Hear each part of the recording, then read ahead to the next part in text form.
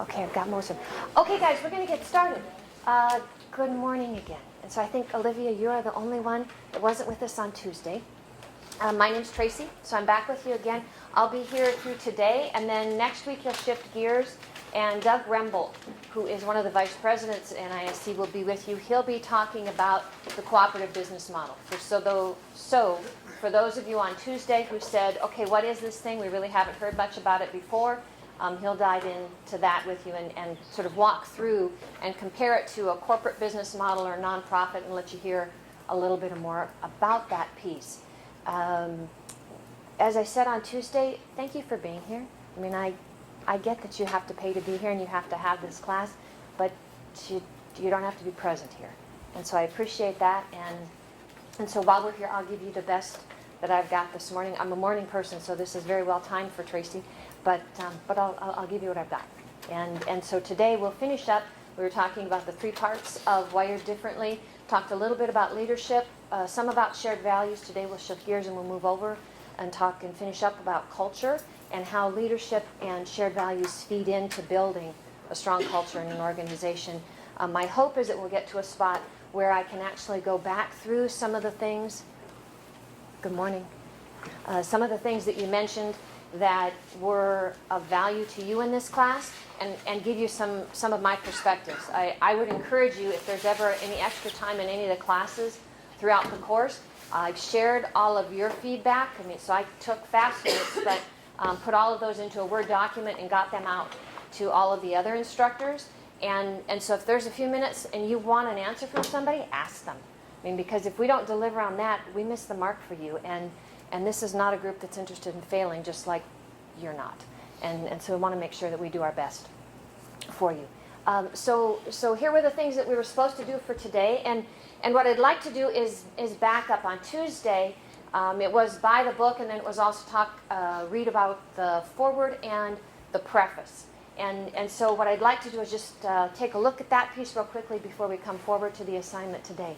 So I'm curious to know, tell me about the foreword. Who wrote it?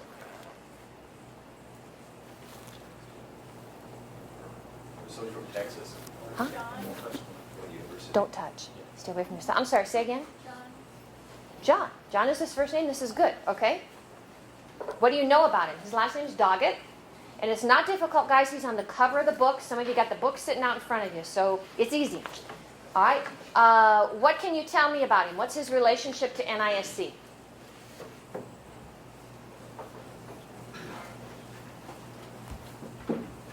Okay, typically, what's a foreword do in a book?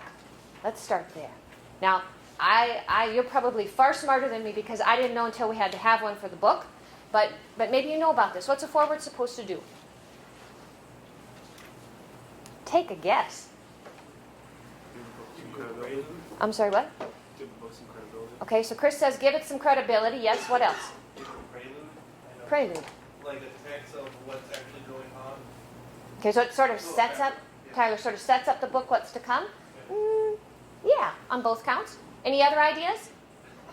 Okay, so I'll tell you, so Tracy's definition, and mind you, this is just one perspective. Tracy's definition is that it is a review in print about the book. So it is a bit on the credibility. When we were looking for someone to write the foreword for the book, we wanted, bless you, we wanted someone that was familiar with the organization, someone who was familiar with the topic, and someone who would be well respected. So they themselves had some credibility. John, I think one of you said he's at UT Austin, which is true. He's in the Combs School of Business. He is actually married to a woman from China. So their summers are spent in China, and so he does international business contracts in the summertime.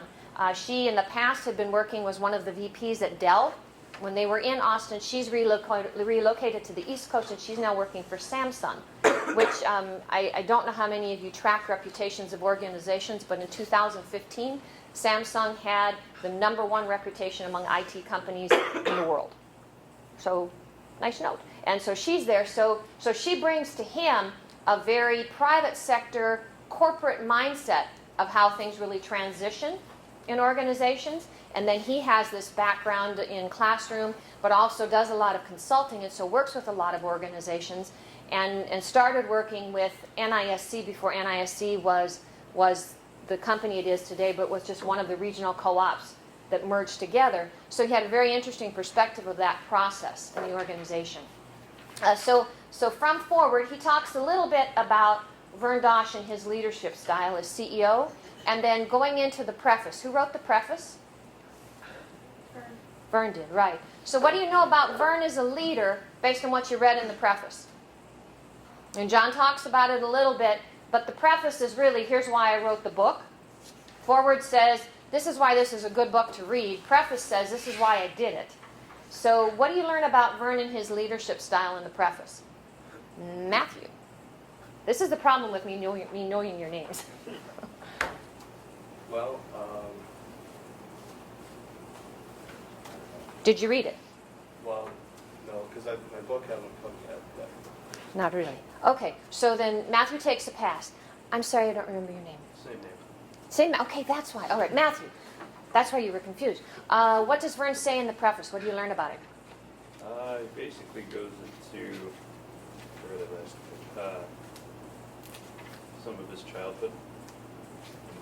In the preface, not so much. Oh no, that was sorry. That was Yeah, that's okay. mixed up places. But and I'm not really looking for. Yeah, what I want to know is what did you learn about him as a leader?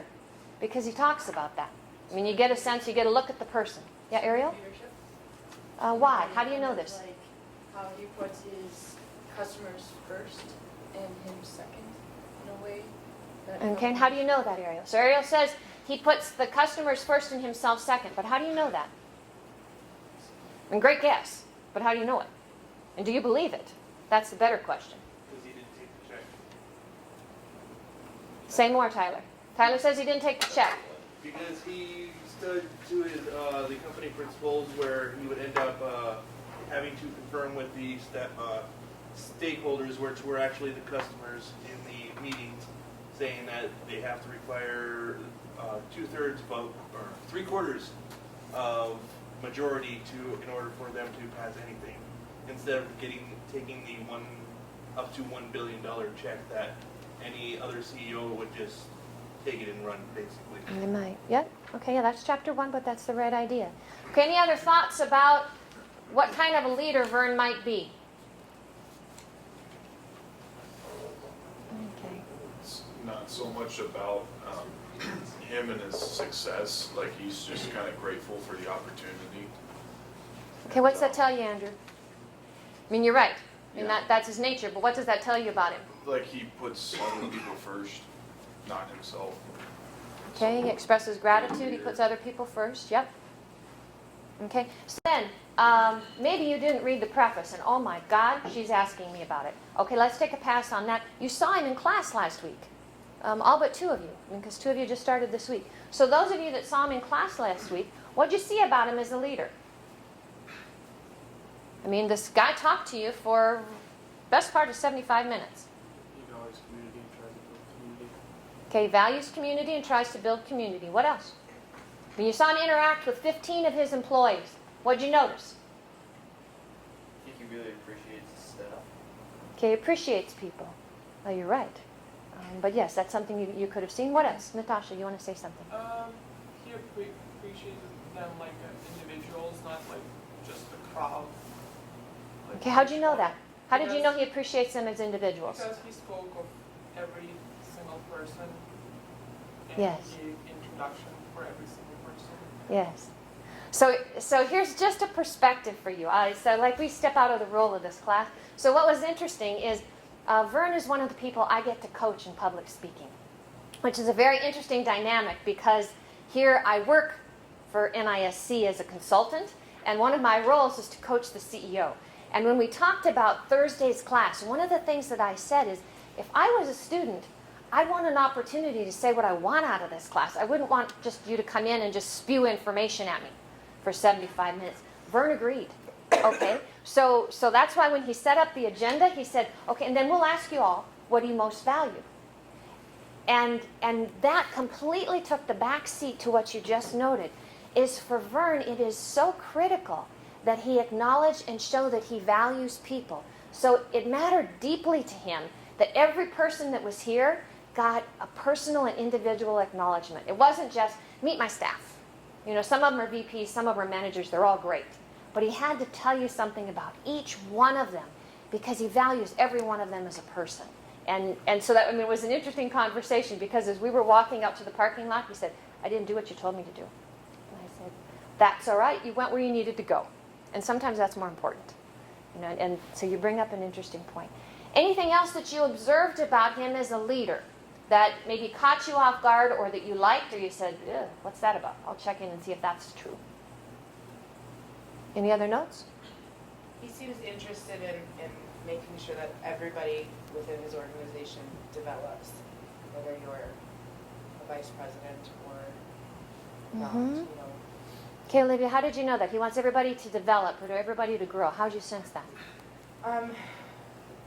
By some of the people's, you know, like they talked about where they started in the company, how they got there, where they're going. You know, just felt that sense. And when you read about NISC as a community, that it's important for all the pieces to grow and develop. Yeah? Okay. Any other thoughts that you want to add on preface or forward? Any other questions before we get started today? Okay, so here we are. We left on Tuesday with your challenge to come up with the responses to these two questions. What brings joy in your life and what activities allow you to bring joy to others? Scott, you'll need them to be up here to be able to catch it on mic, right? Yep. Or just, yeah, as long as they're kind of in the front. Up here. I mean, it'll catch. Okay. So that you know, why are we videotaping? We're videotaping because this you will be, and this course will be a teaching tool for everybody who is instructing here and for internal use for onboarding new employees, as well as training when it goes out to customers and members on the whole concept of wired differently in servant leadership. So let's start, Andrew, with you, and then we're going to zip through that side, and then we'll come back. Tyler, we'll pick up with you, and Chris, you get to be the final one. You'll be up here, and all you need to do is respond to those two questions. So why are we doing it this way? And I'll tell you, because often you'll find that in organizations, this is sort of, in my mind, guys, what we're doing right now is kind of like a team meeting. I mean, this is how it happens when you're in an organization. It's maybe not this large, usually not this large, but the idea that you come together on a regular basis and you'd have a topic or you'd have an agenda and there'd be an expectation among the group that you'd present your ideas, that's common. So depending on the team, it might be just a few times a year. Depending on the team, it could be a few times a month. But the idea of being able to express your ideas and know this is the topic and then be able to come with your ideas, not because they're right or wrong, but because we're going to put them on the table and see if they add value to the end result we come up with, that's common. And so that's why we're doing it. All right. Tracy, yes? could you move your mic up into your script? I can. Bam. Andrew, you don't need to wait for me to do this. You go ahead and let us have it. So, I'm Andrew. This was kind of a hard question to think about, you know, because you want to think about, okay, do I take the jealous route or do I, you know, kind of brown nose a little bit and say, you know, I like helping others, you know, bring joy to my life. But the one thing that came to my mind was, I would say track and field, because that's what I do here at UMary. And it's an individual sport, so you're not really counting on teammates or anything. You're really counting on you, and you're playing against yourself, you know. And kind of what brings joy in my life based off of that is, like I think back when we have camps that come up with the high school students and everything, helping them out, because you know I get to share my expertise, and not only am I helping them get to a higher level, they're also helping me, because you know when I'm telling them, okay, you know this is how you break down, and this is what it's supposed to look like. In the back of my mind, I'm you know practicing along with them. You know, as I'm slowing down the movements for them, I'm you know slowing them down for me, and so it kind of what I'm teaching them reflects you know on me. So it's kind of like I'm you know helping everybody else. Oh, thank you. Okay. Are you ready? Yeah. Please. I need you to tell me your name again. Lance? Lance, thank you.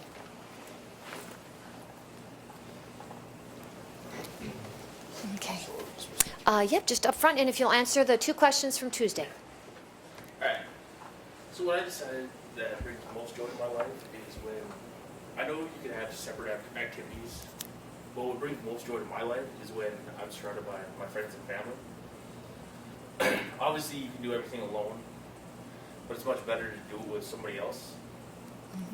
Whenever I'm with family or whatever, we do cars, we can go 4-wheeling. It's just a lot better together. And for the second question, I was really didn't know what brings joy to other people's lives. So I decided that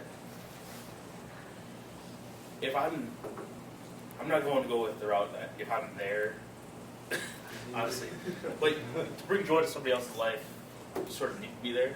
But my personality allows me to, I'm okay with change, so I'm all right to do whatever they want to do. So if we do activities they enjoy, that'll probably bring joy to their life. Okay. All right. Thanks, Lance. Yeah. All right. Matthew.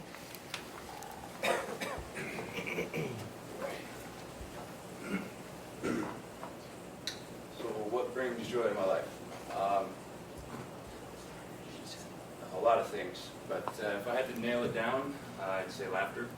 You come home from work one day, you're mad, some customers were getting on your nerves, and your girlfriend, boyfriend comes over and starts tickling you, you start laughing, you immediately feel better. And then you start tickle war, and then everybody feels fine. So it's great. It's basically just laughter.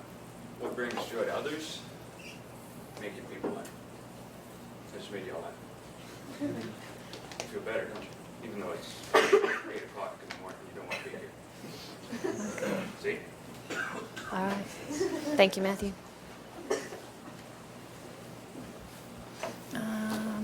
Yeah, Ian.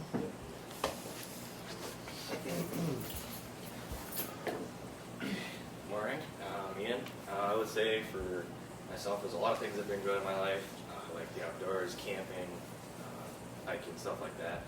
But if I had to nail it down, I'd say I like learning about the IT world and different skills in that area.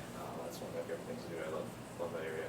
So, and then as far as bringing joy to others, again, it's hard to say what exactly. I would say helping others in a team setting. I really enjoy being part of a team, especially in an IT setting where you all have this common goal you try to achieve, trying to learn something, and I like encouraging and helping people along in that setting.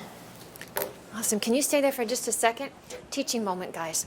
So did you notice what brings joy to my life? Okay, he was a little uncomfortable up here. So he took military stance. So I'm just going to talk to you about it. Right? Now then, did you notice that what brings joy to others? And so as soon as you start, I like being part of a team. What happened? All of a sudden he just warmed. I mean, you could tell, bam, he just hit it. Because your hands just came forward and you talked about it. I just wanted you to know that. Okay. Emily.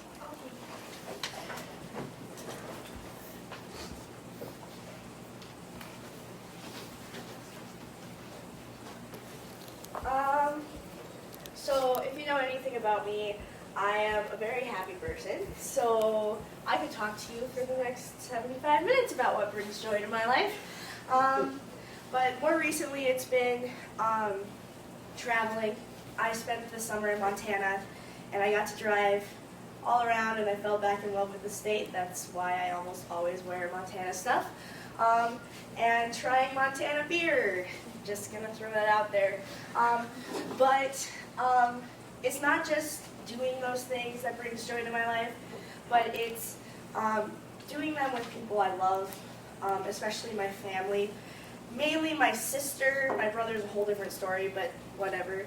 And what activities allow me to bring joy to others? That's a little more difficult because to each person, joy is a little different, I think. So I would say that something that I do that brings joy to others is the corny being there for them, but also being there for them at 5 o'clock in the morning when they're freaking out that they have their biology test tomorrow and whatever happens. And maybe that brings joy to my life as well, is just being able to be there for residents as an RA. Okay, thank you. Matthew.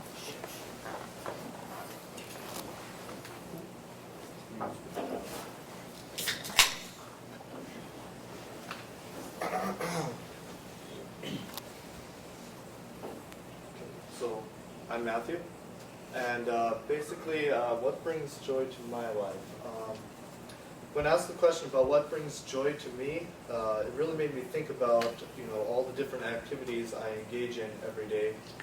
And well, now I'm on my 3rd year working with Dynamic Campus, and in that time that I've been working with them, I've really met a lot of people, and I've worked with all sorts of professors and students. And what I would say what brings me the most joy is when, if I'm working with a professor, like say a professor calls into our office and, he's having computer issues right before class.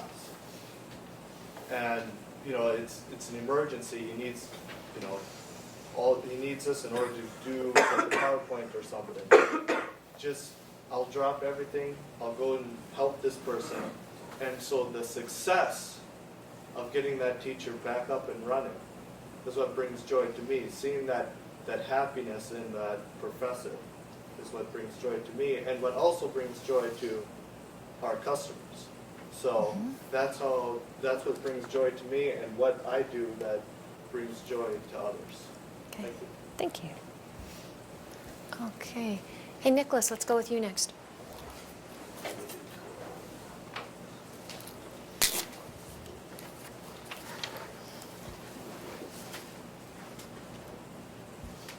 What brings joy to me is normally just my dogs. No matter how bad a mood I'm in, they normally can bring me out of my low points in life, and always get me to laugh or play with them. I don't know how they do it, but they can teach valuable lessons. The most important is forgiveness. No matter what you do to them, yell at them or punish them, they can always teach us to forgive. That's a loaded question, how you can bring joy to others, because each person's really different. I guess you really have to know the person and how you can bring joy to them. Simply being nice to a stranger can bring, if they're having a bad day, can make their day better. Just little things can help. That's it. Okay, thank you. Tyler?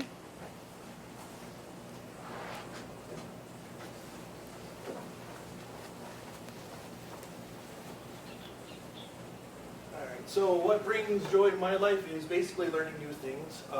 Just this summer I learned how to ride a motorcycle, even though I've been doing it since I was 7. My dad's Harley. I just figured I better learn how to do it for myself instead of actually crashing it and, getting in trouble for it. Also, just anything I can do, adrenaline rushes too. Thinking back in the past, it was just kind of living my life on the edge almost. Just seeing if I can't find a way to spark a little bit of adrenaline and get my blood flowing. That allows me to go into what brings joy to others. Once I can get to that feeling, because it gives you that feeling of release where you're a whole new person, it can usually bring joy to others by acting more carefree. You're not as stressed out, so you don't bring stress to the environment that you're in. And I like to be a humorous guy. Some people have me, or that know me from the past, know that I like to try to crack jokes quite a bit. I know I do have a dry sense of humor, but eventually I get how your humor is too, and I will start touching on that, and then at least to see people laugh once in a while kind of brings the cycle to a conclusion, because then that starts bringing joy to my life, and then I can continue this repeating that. Okay, thank you. Yeah, Olivia?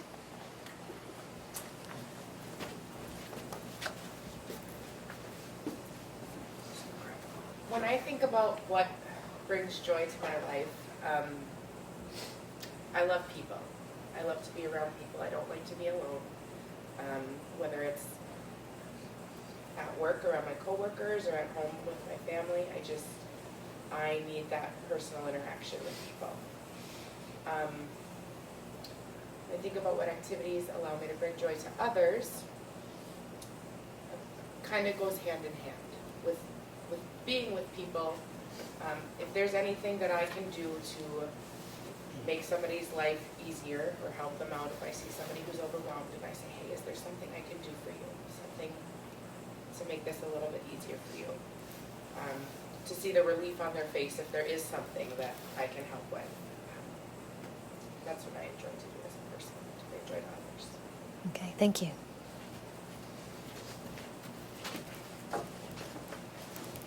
Yeah. Katrina, right? Yes. Okay, thank you.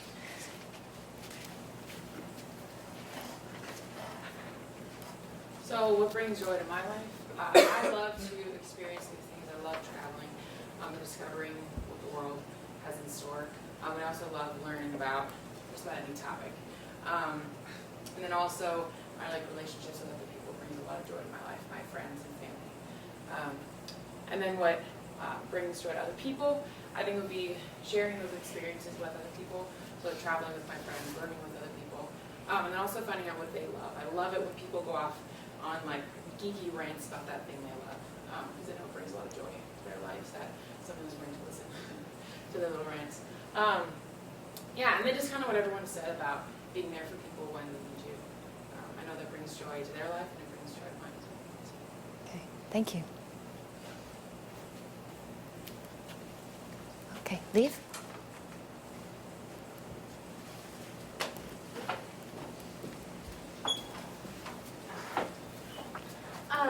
I really like my friends and family, my dogs, green tea. I like volunteering a lot in student government and internship. And I really like learning about companies that are really ethical and socially conscious, and activities that bring joy to others a lot. Sometimes the things I do in student government do bring joy to others, whether it be trying to always make things easier for the students and improve the student experience. And then whether it be like helping people at work or like I volunteer through Big Brother Big Sister every week. So those kind of things that are helping make other people's lives easier. Okay, thank you. Thomas?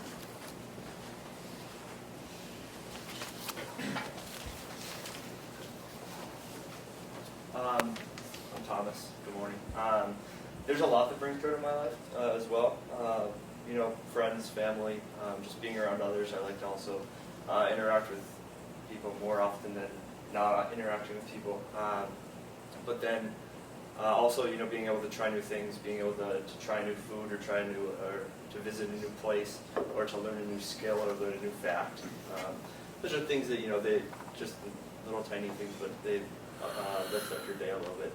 And then as far as activities go, immediately what came to mind is the last 3 years I've been a swim coach for Bismarck High School girls and boys.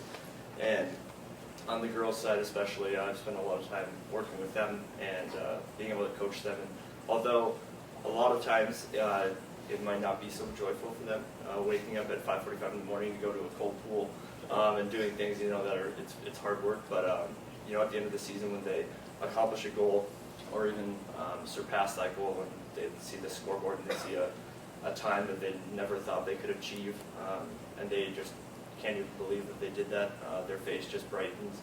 And so it's really worthwhile to work with them and see them work so hard and then accomplish a goal like that. Okay, thank you. Carly, let's go with you.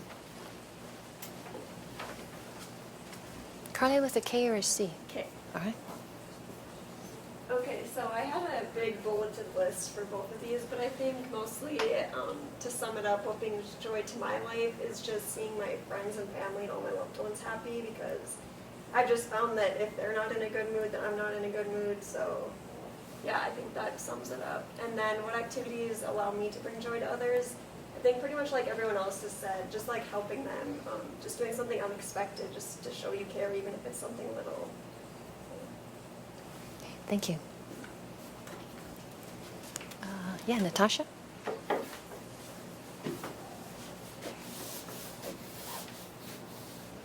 Okay, definitely my biggest joy in my life is my family. They're always there for me. They're my biggest support. Then on the other hand, having a successful career and achieving all the goals here at UMary is what makes me happy and accomplished. Then what brings joy to others? Definitely helping people and being a good friend and being always when someone needs you. So I believe that's the most important. Okay, thank you.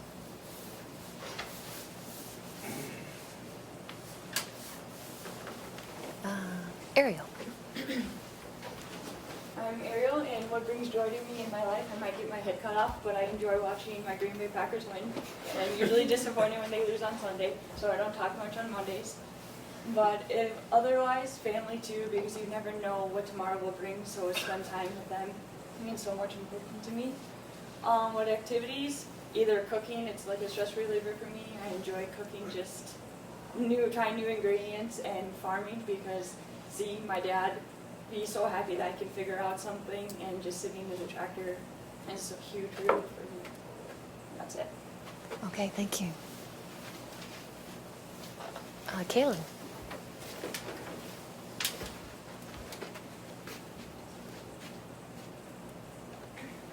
Okay, so some of the things that bring joy to my life are like what other people say, friends, family. I really like spending time with my dog. I find him super adorable. And I like watching movies a lot too. And the second question was kind of hard for me, like everyone else, so I asked a friend. And she told me she really enjoyed my brutal honesty and my sense of humor and that kind of stuff. So. Okay, thank you. Hey, Chris. Hello everybody, my name is Chris.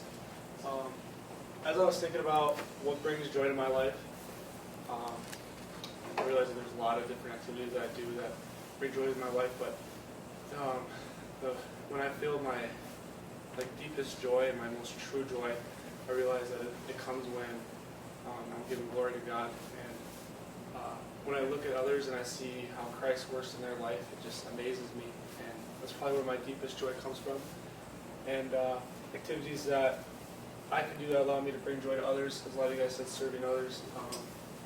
As you really get to know people, you start to realize that everybody struggles with something. And so finding that struggle and just seeing how you can sacrifice to help them, I think that's one of the best ways to bring joy to others.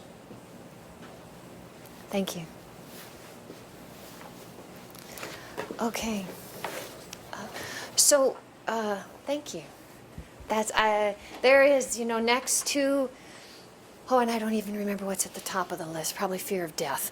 But public speaking is right up there at the top of the list, and I'm sure you get a lot of opportunities to practice, but there's lots of opportunities in life to do it. And so thank you for taking the time. If you are interested, one of the things that I have the great fortune of doing through Integrity Partners is coaching people. I took notes down on every one of you. And so if you're interested, I'm happy to share. If you really don't want to know, thank you very much. I'll throw them away after we're done and all is fine. But I just want you, just want you to know that it was more an opportunity to practice and to know that in the workplace, these kinds of opportunities to share your opinions and your ideas happen all of the time. And one of the things you mentioned on Tuesday, at least some of you, one of the themes was, so I find this place where I'm going to work, now then how do I advance? How do I make sure that if I started here and I saw something over there that I now think I like better, how do I get there? And part of the way to do that is to put your voice to it, is to be able to articulate, whether in writing or in speaking, that something else is important to you or something else looks interesting to you. Because if you assume that your coach or your supervisor will always see that you have a need or a desire to do something else, then you are seeing through pretty significant blinders that they are responsible for a team and for many. And you own the responsibility of moving and advancing as much as anybody. Okay?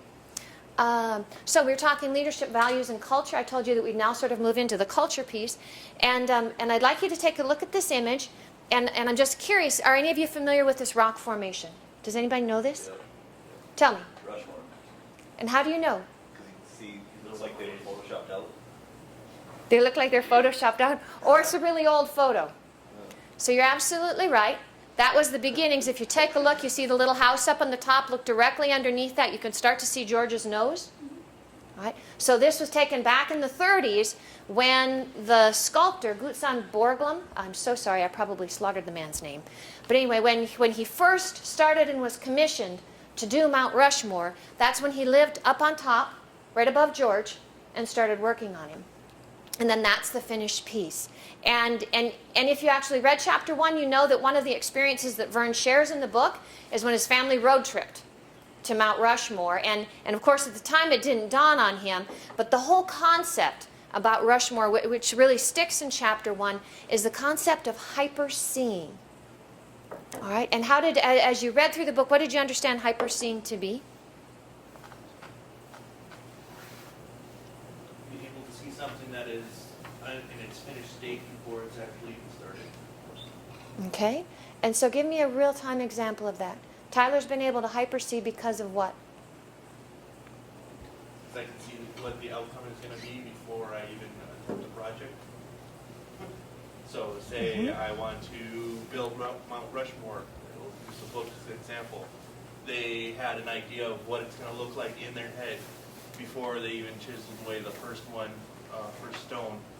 And Vern mentioned while he was a child that he's 5'11". How is he going to be able to fit in Lincoln's eye or wash? No, I think you're right. And he just said he was shocked because, like, how would that person know that they could see that? Yeah. So one of the interesting things about culture that makes great culture and organization, one of the ways you'll know it as you get familiar with an organization, will be by the coaches and the leaders. And not necessarily a CEO like Vern. It can be a team lead. And one of the things you look for is someone that doesn't just take you for face value, but someone who looks deeper. And if you think about a lot of the responses you all just gave, many of you were very focused on what you can do for others. You know, how are others feeling? How are others processing information? How do I need to sacrifice for them? I think that's what you said, Chris. You know, it's a good coach, a good leader will watch for opportunities that they can help you grow, that they can help you move forward, that they can challenge or they can push you farther because they see something more. I don't know if many of you are familiar with Stephen Covey. He is the father, actually wrote a book back in the 90s called The 7 Habits of Highly Effective People. And the 7 habits are something that we practice day in and day out at Papa's Pumpkin Patch. Habit number 2 is begin with the end in mind. That's hyper-seeing. You may not always know the answer, but you know that you want to get over there. And there's probably 17 different ways to get there, and nobody has the best way. We just need to get after it. And we might go this way and that way, and it doesn't always have to be a direct route. When I mentioned the pumpkin patch, this is an important principle that I offer to all of you because it's not exclusive to leaders. Model the behavior you want repeated. That's my brother. I have an older brother, Dave, and in the Pumpkin Patch family, while it's very much a family decision of how we move forward, somebody's always got to make the call, and right now it's my brother that does that. And when you talk about how do you bring joy to your life, there is nothing, I mean nothing, that makes my brother happier than being in his little toolcat and running around the world. He is now a demo guy for the Acceleration Center out at the Northern Plains Commerce Center. So Bobcat has their Acceleration Center out there. I don't know if you know this or not, but they have an arena, like a dirt arena where they go play with their skid steer loaders. And they bring people in who own Bobcat equipment, and they wire them all up so they can check their neuro responses and where they're looking. And they give them courses to run to see how they use the equipment and how they use the controls to figure out how they can improve. And my brother is a test driver for him. I mean, he is like a little boy when he gets to go. I get to go to the arena today. He's just so excited. So at the pumpkin patch, the thing that brings him joy is those bales. I mean, the reason that we have bales at the pumpkin patch, and you can climb on the bales, and the zip lines are built out of the bales, and you can slide down the bales and get stuck in the bales, that is because my brother loves to build castles. And right now, this time of year, they're all stuck in the ice. You know, and right, if anything, we've got them stacked up and we're moving them to dairy farms in Wisconsin because that's how we recycle them. When the new bales come in every August, in between now and August, you may not know this, but Jenga blocks are proportionately the same size as these big bales. And so my brother goes into classrooms all over Bismarck, Mandan, and he says, we're going to build bale mazes today. And he lets them go, what do you want? Well, of course they build it, you know, and they're like 18 tall. He's like, okay, one guideline. There can be no more than a 2-bale fall, because at 3 bales, you end up in the ER. Okay, so now they have to take him down and start all over. But that's how he gets the great ideas, because kids build these structures, and then he has to turn around and build them in real life.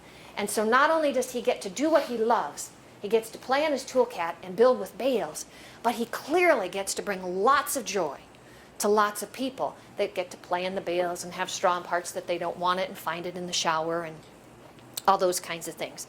So what does he do in terms of modeling the behavior he wants repeated?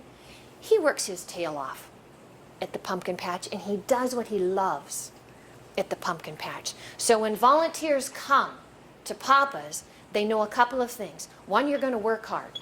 You know, if you come with an intention that you're going to be able to sit and just say hello to people, we're not a good fit. You know, and if you look at him and the other members in the family, we work hard. Then we also play hard because we do what we love. So we try to find out from volunteers, unless they're coming with a specific area, what do you like to do? Do you like to work with people? Do you like to work with things? Do you want physical labor? Do you want to move pumpkins? Or do you want to hand out tickets and greet people at the gate? You know, we've got lots of options, so we try to match people with what they most enjoy doing. Dave models that remarkably well. And as a team member in an organization or in a workplace, you want to look for people that do that. When you go through an interview, what kind of behaviors do you see from the recruiters or the people sitting around the table? Sure, the spotlight's on you, but what do you see from them? You know, how are they acting? How are they behaving? You know, Natasha's point earlier about when Vern was here, he took the time to acknowledge personally every individual on the team.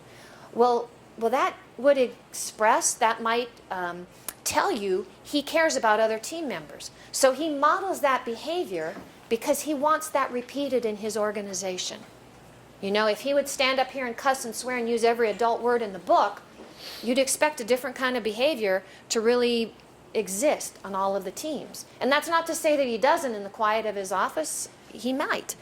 But I'm just saying the behaviors that he wants repeated are what he needs to model, because if people say one thing, and you all know this from living with parents or adults, if they say one thing and say, do as I say, not as I do you believe them? No.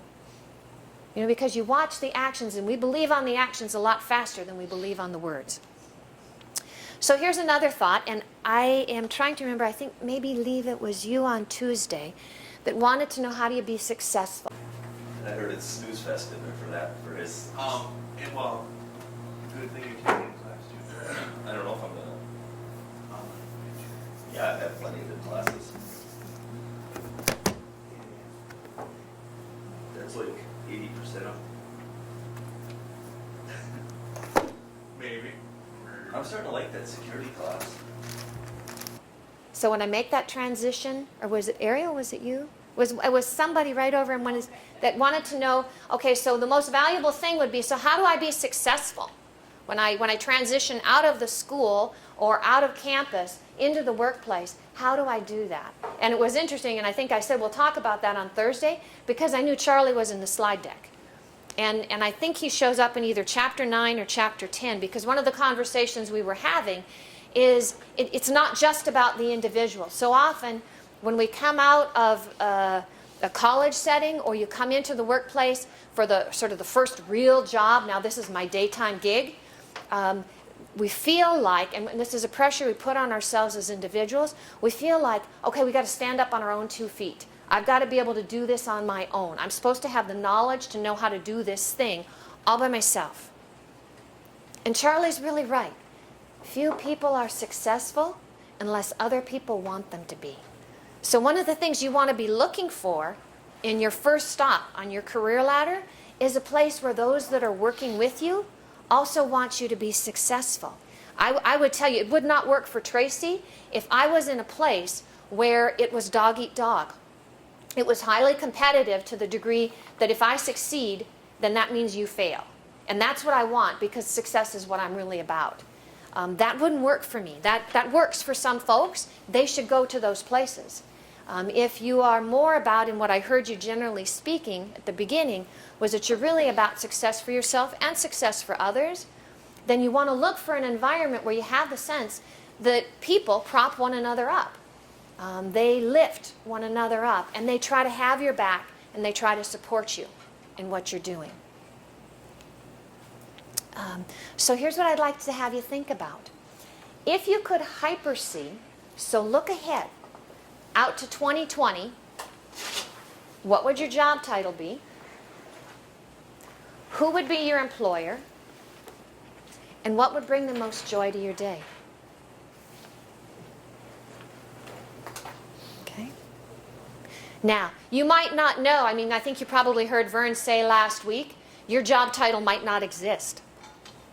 It's still being invented. It hasn't even hit R&D yet. That's very possible.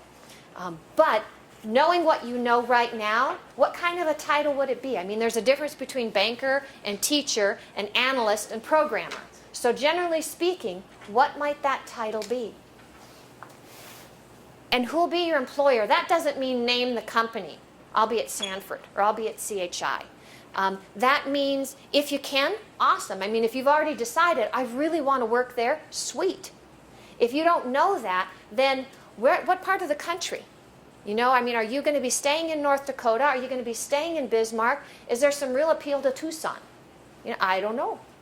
So then name it by geography, name it by industry, but get as close as you can to what you think it might be. And then most importantly, based on the things, if you were being straight up earlier, bless you, about what's important in terms of how you find joy and you bring joy to others, then in this position, working for that company, what's going to bring the most joy to your day? Those are the questions that I want you to ponder. And then I have a couple things. We'll just sort of sit on that for just a minute. I want to go back to, time out. Here's what you did. Okay. So I brought a couple of things based on some of the questions that you asked on Tuesday. And, let me just stop. Do you care? So what I really want to know is, you all said what would be most valuable to this course. So do you want some ideas in terms of responses to some of the things that you put out there? Is that helpful, or does that not matter? I try to think, so if I were you, a perspective would be helpful. But I'm not you. So does that matter to you? Is that, yeah? Okay, all right, so then we'll do this. So generally speaking, when I gave the responses, what would be most valuable to you in this course, when I gave those responses and tried to categorize them for the rest of the instructors, I told them that they fell in 3 areas. As I sort of went back and looked at everything, there were a chunk of questions that I'm going to say you played it safe and you weren't really sure and you hadn't thought about it much, and so you said, teach me about the cooperative business model, or tell me about servant leadership, which was safe. And generally speaking, right. I don't know if you really wanted to know that or not, but that's what you said. Then there was a group of questions that were very specific to servant leadership and really wanted to know, how do you know if it's there? How do you know if you're doing it? How do you know if you're working for one? So you went a little deeper and on that topic. That's great. And then there was another group of questions that was really pretty focused on, okay, I'm a college student, and I'm going to have to go out there and find my job, or I'm going to have to make this transition from this job I have to something that's more aligned with what I really want to be doing. How do I do that? And how do I know if I'm in the right place? And if I'm not in the right place, how do I get to the right place? So those are the 3 categories that I said. This is where they fall. And then here are all the responses. We're not doing our job if we don't answer these questions for them by the time they get to the end of the semester. So one of the things I'll offer for you, I don't know if you are a book reader or book listener. This was just recommended to me 2 years ago. And it's made a big difference for me. It's called The Go-Giver. It is a super small, easy read. It's written by Bob Burg, B-U-R-G, and John David Mann. It says, The Go-Giver, a little story about a powerful business idea. And it's a great story to read. It's really written more like a parable. And so it's fun that way. What was interesting to me is it's based on the concept of give before you get. So when you come to a situation, when you come to an opportunity, you give before you receive. You give knowing that if I give, I might get back here, but if not here, I'll get back later. And so you approach the world with the faith and the confidence that what goes around comes around. And okay, sure, I've heard that most of my life. This book just put it in a perspective I hadn't heard before, so I offer that to you. Now then, let's see here. One of the things that was brought up on Tuesday was, and so note that this is me paraphrasing, so hopefully I'm close, and if I'm not, fix me. I'm interested in techniques to manage people. How can I be the best servant leader I can be? That's a great question, and that's like a life process. That's a journey. It's not like you pick up a book and you have the answers. What I will tell you about that, and so what I wrote down in my notes as I was thinking about this for you, was habit number 5. I mentioned earlier the 7 habits, and one of the things we practice in our family is habit number 5. Seek first to understand before being understood. And here's what's really important about that, at least what I hear about that I value, and so I offer to you.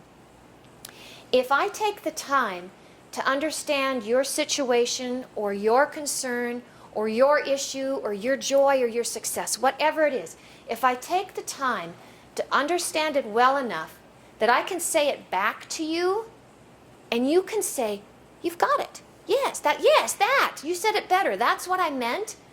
At that moment, and only at that moment, will I have the opportunity for you to be open enough to hear what I have to say.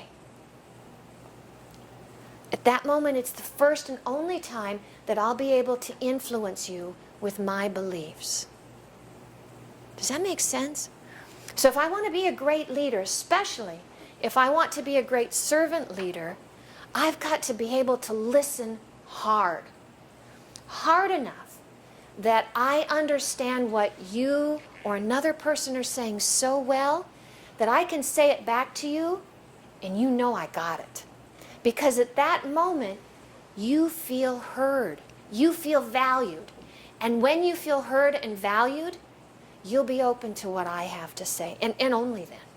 I mean, anything up until that point, I'm just blah, blah, blah to put stuff out there. Maybe it's going to stick, maybe it's not. So in terms of a technique to manage people, whether it's your peers or younger brothers and sisters or parents or professors or supervisors, listen hard. Another one of the questions was, how do I adapt to a servant leadership culture? And how do I know if I found a servant leadership culture or not?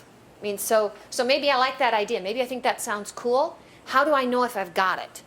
And the note I would give you is look for the little things. It won't be like you'll go to the organization and you'll walk into the lobby and they'll say, we practice servant leadership. I mean, it'd be really nice, but I'd have to tell you, I'd be concerned if that's what they said they do.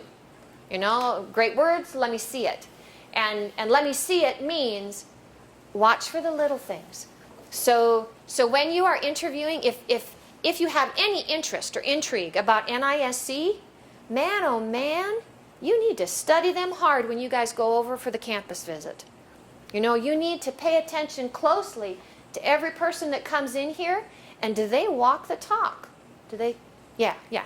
Do they walk the talk? I mean, do they do what they say they do? And when you go in the organization, do you feel welcomed?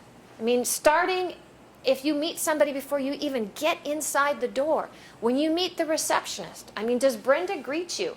It'll be Brenda or Leanne, normally over in Mandan. And so do they greet you? And do you feel like it's genuine, or do you feel like they just fit you in between whatever's going on their desk? It's always the little things. And great servant leadership, whether it's in an organization or a family, comes by what is modeled by those who are currently in it. When you visit any of the teams, when you listen to the people that speak, do you feel like they have your best interests in mind? Do they really want to know you? Or are you just one of 35 people that are applying for the job and they've got to, put in the time and check off the list? And you'll have that sense, and you'll know by what you see in the little things. Here was another question. We've learned a lot about ethics in business and how important it is. How do I transition from what I've learned here, and how do I find an ethical employer out there? Ask. If you value ethics, if ethics are important to you, then ask about them in the organization. Straight up. What's important to you with ethics? Do you have an ethics policy in your organization? How do you handle unethical behavior? What if somebody intends to do the right thing and they don't deliver? What are the consequences? Ask. When you go through an interview process, it is much you asking questions as them asking questions. They get the first chance, don't get me wrong. Very rarely do you go into an interview and they say, do you have any questions? Okay, now that we're done with that, now we have a few for you. Almost always you come in and they start off. But almost always, I have to say almost, because I'm sure there are situations. I've never been in a situation, and I've never conducted searches for organizations where we haven't at the end said, okay, what questions do you have for us? And at that point, ask them. And you need to know that on the interview side, so whoever's scoring and got the list, they are as attentive to what you ask as what you don't ask. And so if ethics is a big deal, ask about them. Do you have any questions about that? Is there anything? Let me just pause for a second. If I said anything that you want to call BS on or you want to know more about? What, Tyler? Just after you said that after every interview that they ask you questions and then you say the same thing. I'm just picturing this as a interview kind of scenario. Yes, how's that? I see what he's saying. Okay. Basically, after an interview, they say, do you have any questions for us? And then you just said the same thing. It's just, for some reason, make you jump. Oh, okay. That's good. If it worked for you, that's good. How do I find the right fit for me? And what happens if I start in one place and it seems right and then I see something else that looks better? How do I get to what's better? The first note I wrote down was pray. So make sure you got clarity about what looks better, so you're not just jumping from place to place. The other is follow the joy. I know it probably felt sort of fluffy. What brings joy in your life? And how do you bring joy to others? Are you serious? My guess is that you probably haven't had the topic of joy in any of your other business classes as a conversation. And maybe not, maybe rightly so, but I have to tell you, what rules your heart will rule your life. And so if you know what brings you joy here, then look for it in your workplace, because then it's not like going to work. It's like having fun. It's like contributing. And I want to say one more thing about that, but we're going to stop for just a second because I'm looking at Scott and I just can't help myself. So I don't know if you all know Scott Wild. What I'd like to ask Scott is, Scott, the two questions. Can you respond to them? With your answers, because you've made some pretty serious changes recently based on that. What brings me joy and what activities? Yeah. And what brings me joy is doing what I absolutely love to do. And I don't just mean, I've had a lot of good jobs. I worked out here at the University of UMary. I own my own business. But starting my business 10 years ago, that brings me joy. Doing what I cannot wait to get out of bed in the morning, going to a normal job, it used to be painful, and because I would just get into this rut. But when you're doing what you love to do, you can't wait to get out of bed in the morning. You don't need an alarm clock because you're excited to get out. You're excited because you know that you make a difference. So doing what I absolutely love to do, that brings me joy. When I can involve others that are important to me, whether it's people in the community, whether it's my family, that's an extra bonus. The activity that I do that brings joy to others is helping people turn that light bulb on. It's that aha moment when I'm working with someone and I can bridge the gap, and I can all of a sudden make them see something and make them feel for just a brief moment that they are worthy of something, or that they are intelligent, or that they have success ahead of them, or that they feel successful. That helping people find those moments, that's the activity that I do that brings joy to other people, and that in turn brings incredible joy to me. Brings it back to you. Yeah. Thank you. Yeah, that's awesome.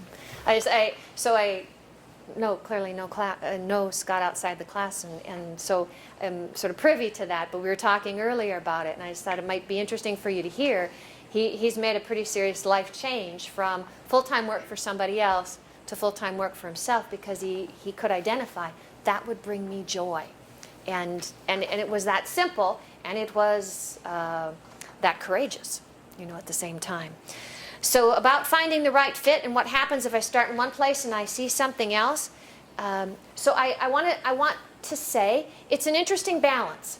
So if you start in an organization, most of you have an IT background, and so let's say that you come in and you are a support specialist. And maybe that's what you like, maybe not really, but you see it as an in. And so you land that job and you're there for 3 to 6 months. Normally there's a probationary period. Probation sounds scary, but what it really means is we're trying you out and you're trying us out. And so during that period you try that out, and as you start to meet or interact with other people in the organization, you really determine that position over there or that team over there looks and feels like a better fit for you. So it's on you to be able to say at the appropriate time, I like what I'm learning and I like what I'm doing here. That's of interest to me. And good organizations have coaching opportunities, have performance opportunities, reviews. Sometimes it's only on an annual basis. A lot of organizations are going to quarterly right now. And they're making the change, and it's a smart change because they recognize industry is changing too quickly for once a year. And I would be frank with you in telling you that coming out of a college setting, I'd really, I speak strongly here, let me be careful. I would be cautious about an organization that doesn't have at least an annual review. If in the course of the conversation you find out that, we get to reviews and we have to, we just let you know how you're doing. Or if you haven't screwed up, nobody's going to say anything. That sounds really nice. The concern is, and you also never know when you're doing it right, and you don't have a formal opportunity to step forward and say, that over there looks really, what Lance is doing, I'd like to be on that team. When you have formal opportunities, and even on a quarterly basis, it's your responsibility to come forward and say, this is all working really well. I fell short on this one. Man, I just did. I know why. I'm working on it. So you can call yourself out because part of it is self-evaluation. And you can also say, and here's some of the things that I'm finding interest me. Based on what I know now, this is of interest. And what that does is that flags for a good supervisor that they need to be watching for opportunities for you so that they can be as responsible in your success as you are. Does that make sense? Yeah, does that work for you? Okay, so let's take one more of these. I want to understand workflow. How do you know when a problem comes in from a co-op in Iowa, who should handle it, and how do you know that when you hand it off, it gets handled? Andrew, was that you? Yes. Okay, all of a sudden it's like I had this vivid picture. I remember this one.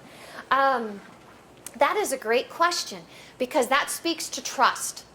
So how do I know? I know that I'll do my job. I have confidence that I'll get it done, but what about them? And what if I'm working with people I've never met before, and what if I'm working with people I don't think I like? I mean, I can work with them, but you don't always get to work with people you like. How do I know they'll follow through? I hate to delay the response, but I'll say a little bit about it. We're going to talk about it more at the beginning of April when we have the section on trust and transparency. And I get to come back for that because what you're talking about is smart trust. We're all afraid of being gullible. You know, just somebody's going to take you for a ride. You're going to hand it off and nothing's ever going to happen. It'll fall off the face of the planet and there'll be no way you know, but you'll get stuck looking bad. I mean, we all have this fear, this concern that that's going to happen to us. And not the easy way, but the way to address that is smart trust. And that means I'll trust you, and then I'm going to trust and verify. So I'm not just going to hand it off and let it go nowhere. The first couple of times when you hand it off to me, you're going to circle back. And you're going to check and see, so did she do what she was supposed to do? Oh, look, she did. Okay, cool. Wow, she did it that way? I would have never done it like that. I wonder if it worked. And maybe you come and ask me, and I say, yeah, straight up, it works fast. You know, or you look at it and you say, oh, well, why didn't you do it like this? And you teach me. You know, but when you go through the process of trust and verify, you test whether or not that's a trusting environment, a trusting situation. And sometimes when you're in an organization, you'll take a recommendation. I mean, that's why social media is so powerful, is because we're looking for the recommendations of people we trust about the products we buy and the services we try and the places we go and the things we eat. It's because we trust and verify through others that we trust. Does that make sense? Yeah. Okay, and we'll come back to that.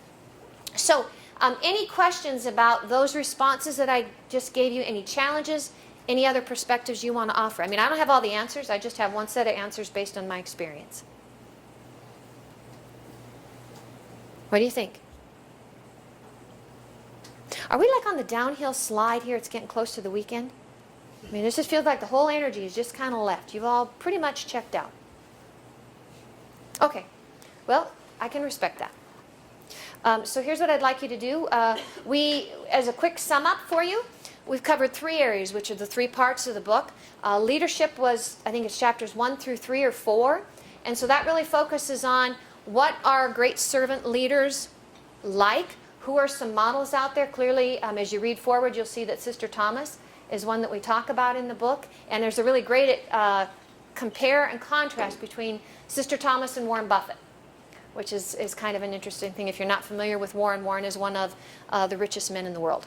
And so there's an interesting play between the two of them, and that'll be coming. And then the other is that when Deb comes to see you, I think it's in week 3, she'll talk about some specific traits or characteristics that you want to look for if you want to find a great leader for you, if you want to find a great mentor for you, and also if you want to be that great leader or great mentor, some things that you'd want to try to emulate or skills that you'd want to practice.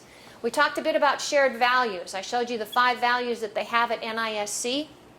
I want to tell you that really good organizations are going to have core values that they post on the wall, that they talk about, that they model in the behaviors that they want repeated, and you see them on a regular basis. In organizations that don't place any value on values, or you don't hear a consistent theme about what the values are, then I just encourage you to ask yourself, so then what are the worst behaviors they tolerate in this organization? Because I don't see the behaviors that they aspire to. And if you have great leadership, and if you've got good values as a foundation, you'll find strong cultures. You really will. And it's sort of like A plus B equals C.